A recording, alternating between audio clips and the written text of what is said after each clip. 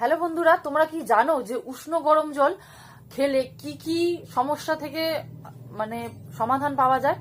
তোমরা যদি না জেনে থাকো তাহলে অবশ্যই জেনে রাখো যে উষ্ণ গরম জল শুধু ছোটদের ক্ষেত্রেই বলছি না, বড়দের ক্ষেত্রেও ঠিক সেম, বড় ছোট দুজনের ক্ষেত্রেই বলছি।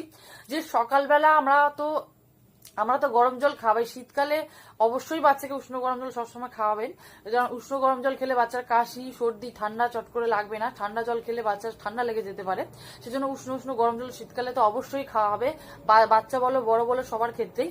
কিন্তু আমি উষ্ণ গরম জল যেটা বলছি সেটা হচ্ছে রোজের অল টাইমের জন্য, সে শীতকাল হোক আর যেই কালই হোক না কেন, প্রতিদিন সকালবেলা, ভালো করে শুনে নেবেন, যে প্রতিদিন সকালবেলা যদি উষ্ণ গরম জল খাওয়ার অভ্যাস রাখতে পারেন, নিজেও রাখতে পারেন এবং বাচ্চাকেও যদি উষ্ণ গরম জল খাওয়া অভ্যাস করাতে পারেন, তাহলে এটা একটা খুবই দুর্দান্ত একটা রেজাল্ট এর থেকে পাওয়া যাবে। উষ্ণ গরম জলের